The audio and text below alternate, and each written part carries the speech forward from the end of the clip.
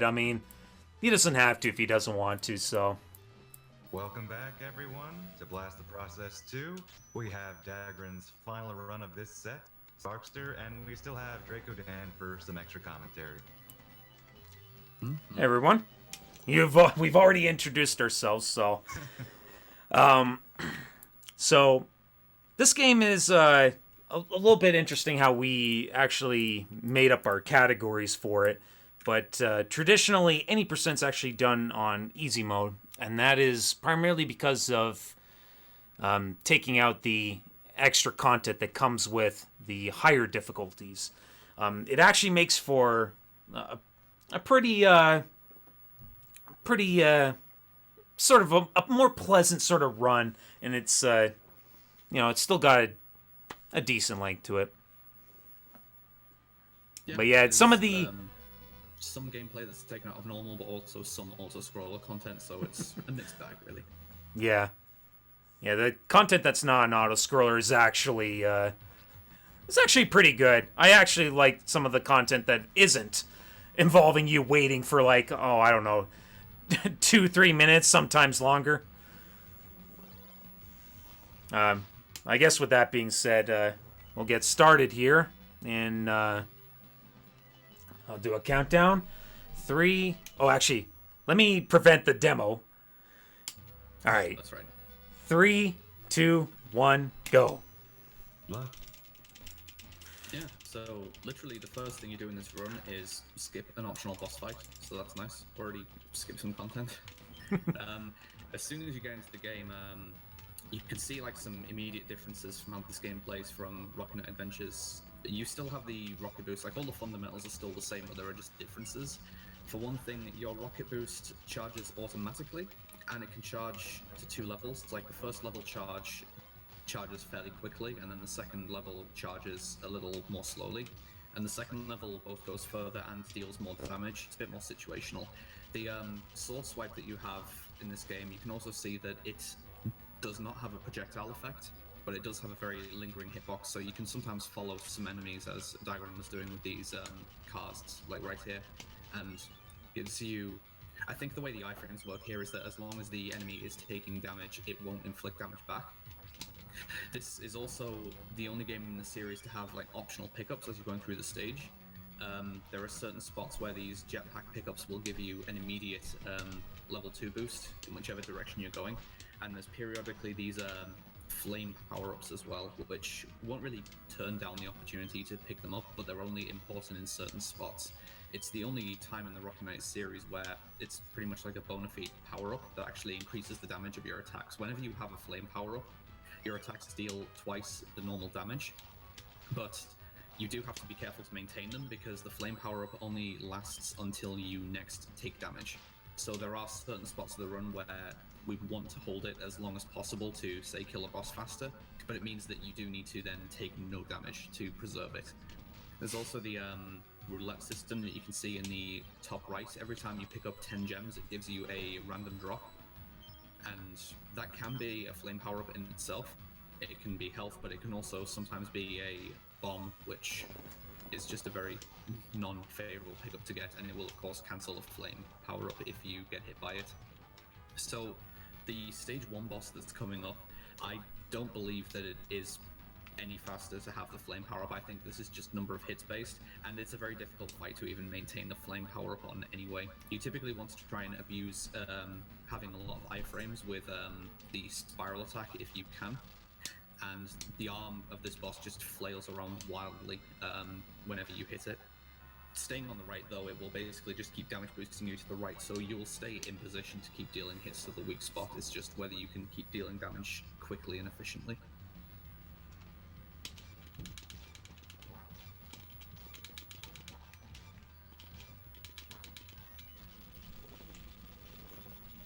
And there he goes.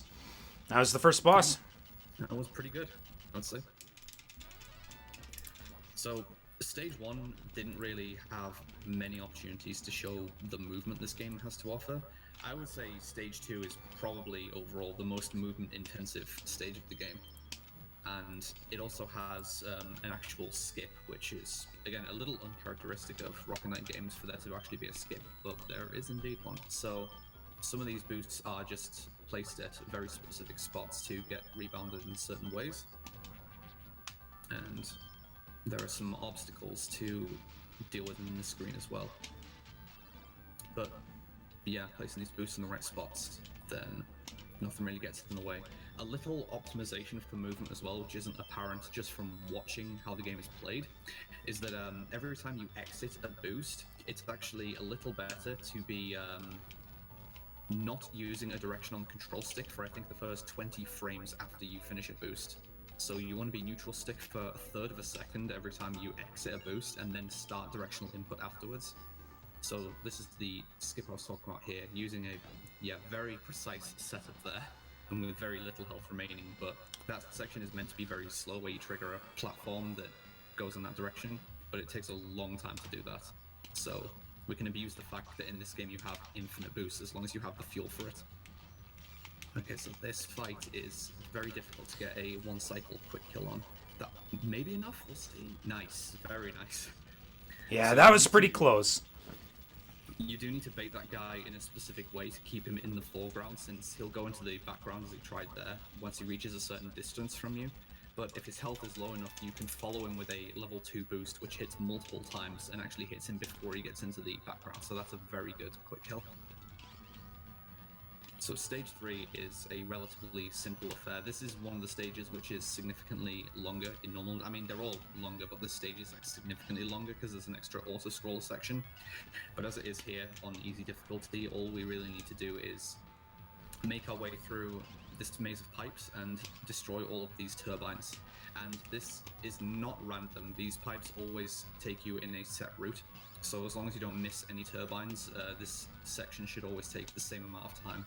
If you do accidentally enter a pipe or fail to destroy a turbine, though, you do need to essentially make an entire extra circuit through the system to get back to where you missed. That was real nice there. Oh yeah, getting a hit as you're coming out the pipe, that's actually quite difficult to gauge.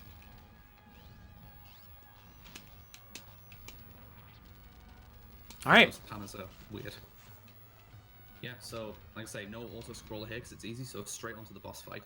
And this is a boss where there's going to be some very careful attack placement, including exploiting when to hit with level 2 attacks and when to just hit with level 1 attacks to get another one cycle fight here. There's an audio cue here, so...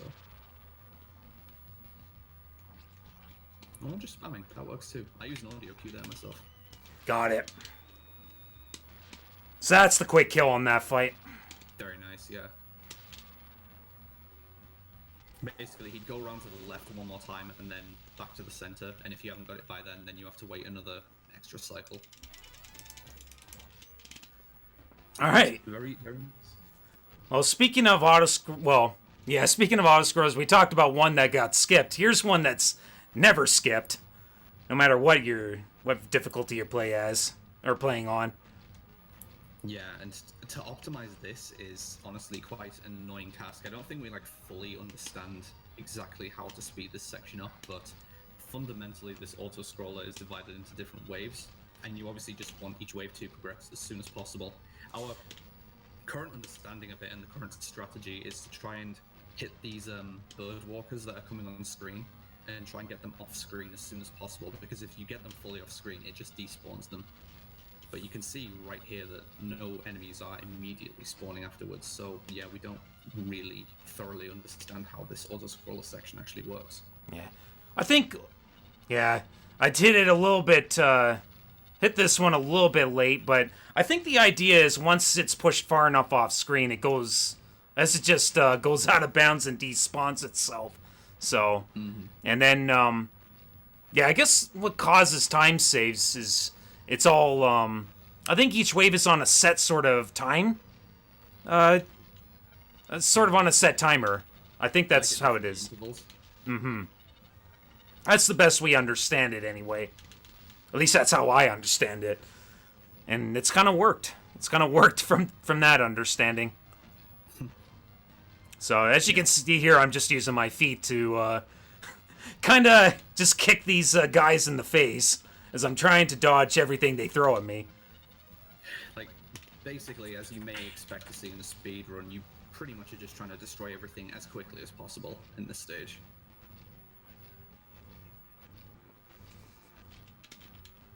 The next part here, after the camera starts panning its way back up to where I'm at, this is the next part of the auto scroller that's really the most important. You get to face a lot more bird walkers, and getting rid of them as soon as possible is very key. I want to try and grab this little oil can here. I guess it's health. I used to think it was like some explosive canister, and I thought it actually damaged me. Didn't realize it was actually health. So yeah, no, that's pretty useful, especially on higher difficulties. Mm-hmm. And this next set of bird walkers, then it's a semi-auto scroller mini boss fight against Axel Gear, where he's in his own mech in the background. I say like semi-auto scroller because you do need to play it correctly, but if you play it the same way, you should get the same fight every time. All right, that was a beautifully handled third part of that auto scroller. You see, I'm kind of waiting here for a little bit. That's when you kind of know you've done well with the with each phase of the auto scroller. Yeah, this is kind of why I say I don't think we really understand what actually triggers the waves other than a timer, because we don't really know how to speed up the time required to actually have the next wave start. But yeah, here's the aforementioned Axel Gear fight. So he just fires these energy blasts in specific volleys, and we can just volley them straight back at him. Yeah. And it's pretty easy to just hold the attack button in specific spots, because Sparkster's Rocket Fist will fire as long as the attack button is held down, and it fires at pretty much the correct rhythm to keep returning them. Mm-hmm. Just know that you can't move while it's in motion, the fist. Yeah. Yeah, this part here is just kind of more drawn out and annoying than anything, really. And it's, I think after this, his next volley that we can actually hit him with, I think that's going to be the last one, and then it's going to be the boss fight. Yeah, that's right. And it's similar to the robot mech duel that we just saw in Rockin' Adventures, but it's more boring, I'll say that. Yeah, not really anything technical like a dual exchange or something like that, but a lot more randomness that goes into it. You have more options. Like, you have a block, you have a weak jab, and you have a strong punch, but more or less you just want to get up in his face as much as possible and hit him with the strong punch as frequently as you can. There is just some randomness present, like D4gr0n said. Either he can persistently back away from you, or he can use his own ranged attack, which sometimes you want to face tank, and other times you are forced to just try and defend through. But, okay. Yeah, I usually like to wait to see what he's going to do. Yeah. And then pretty move. Much always block your attacks, is if you're attacking at the wrong time. Like, you pretty much just need to keep counter-attacking him, otherwise he will block your hits. And actually take the intentional hit. Actually costs less time to actually take the hit than actually block. That's kind of odd, but yeah, sometimes I just by reflex do it that way. That was actually an alright fight, but not the greatest luck. Usually you want Axel to move as little as possible and do his attack. Yeah. It was definitely okay, though. Mm-hmm. Alright. So, Stage 5. Now, I mean, Stage 2 was very technical, but Stage 5 also is definitely very technical. There's a lot that can go wrong in this stage, and there's just a lot to practice in this stage. This is also the stage where we're going to most acutely see the need to carry a flame power-up through the stage. Oops. It's already beneficial right now to have a flame power-up if you can have early access to it for some of the gates up ahead.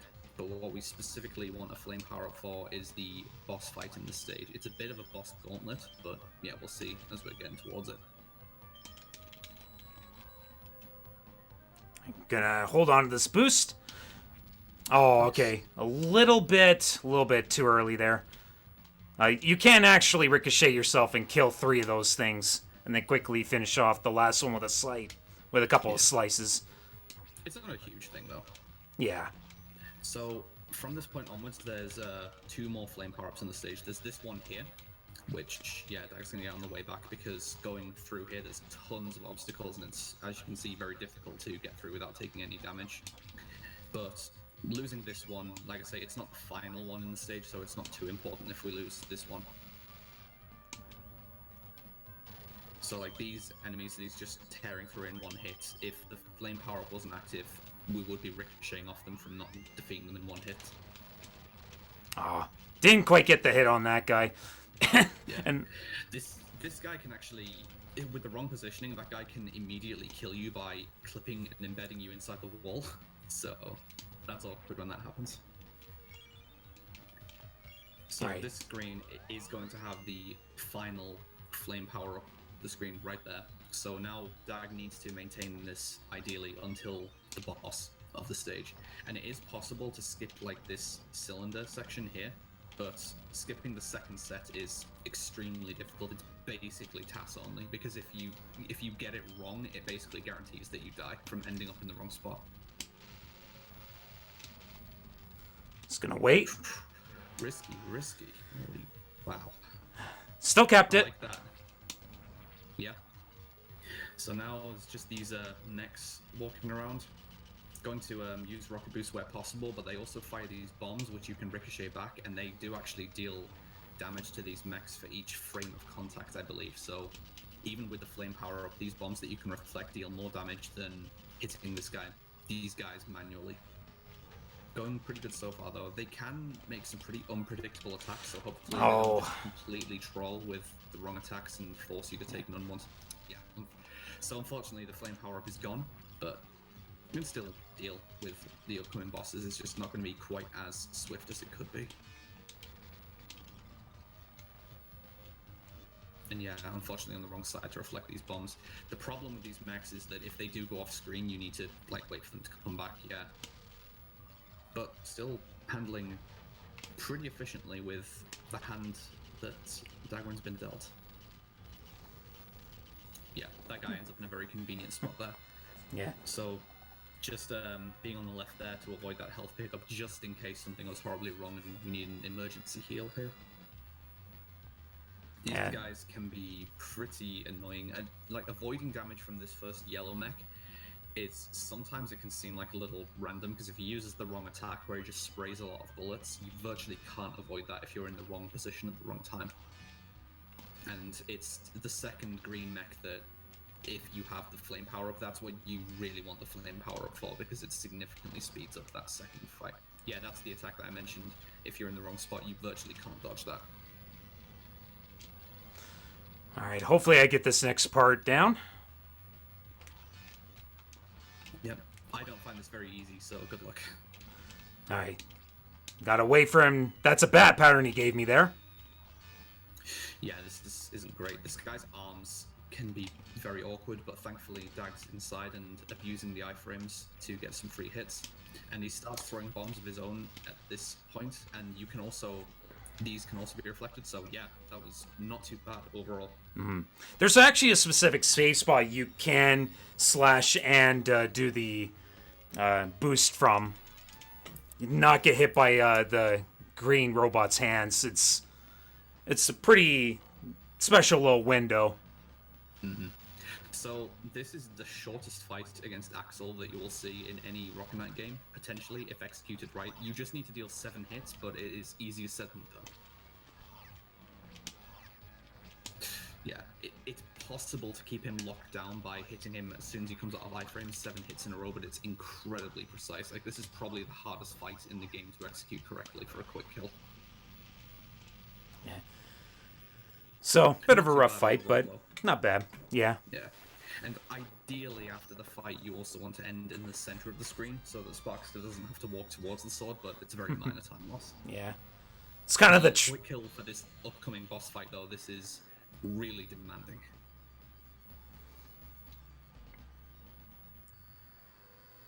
Yeah, basically there's going to be a lot of jump slashing and then trying to be as precise with my rocket boosts as I can. So I get every bit of damage as I can. Like, if you deal damage at an optimal pace, you can skip a cycle of this fight, and it is a very time-consuming cycle. They're all time consuming in this fight. This guy just takes ages to use his actions.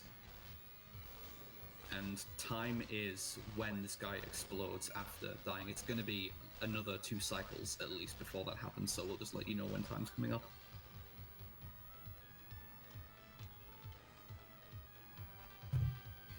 So dealing damage is a little more difficult now since we can't just damage rocket boost into the ground. And That still looks pretty good, though.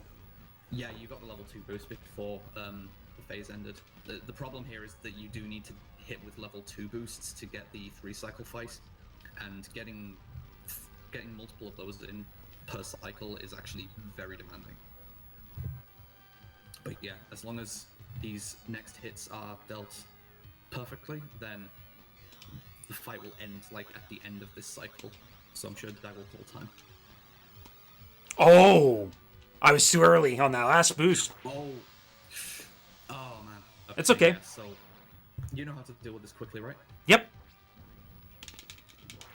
Just gotta let him attack you and then force him out of his body.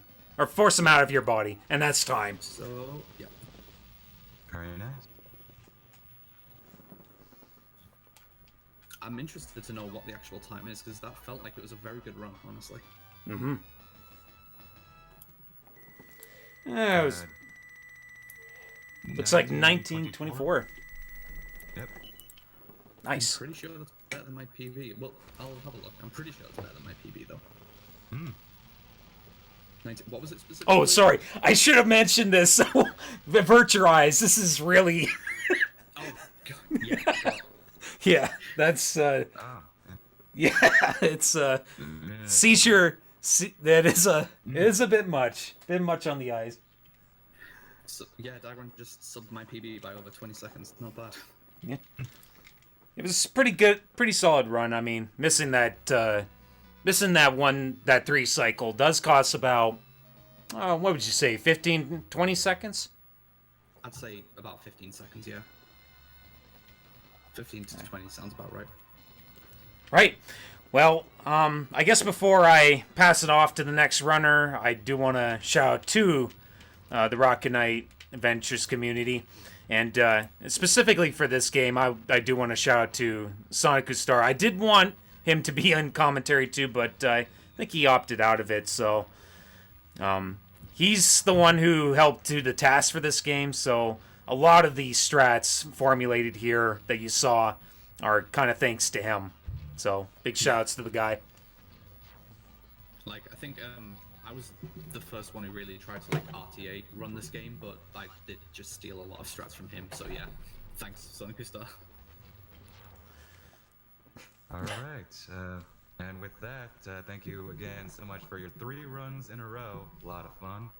And thank you, Dan, for providing the extra co-commentary. Also very much appreciated. So up next, we have Ninja Gaiden run by Infinite Mystery. But before that, we will have a restreamer switch. So we will go down very briefly. And also, this is the moment of the night.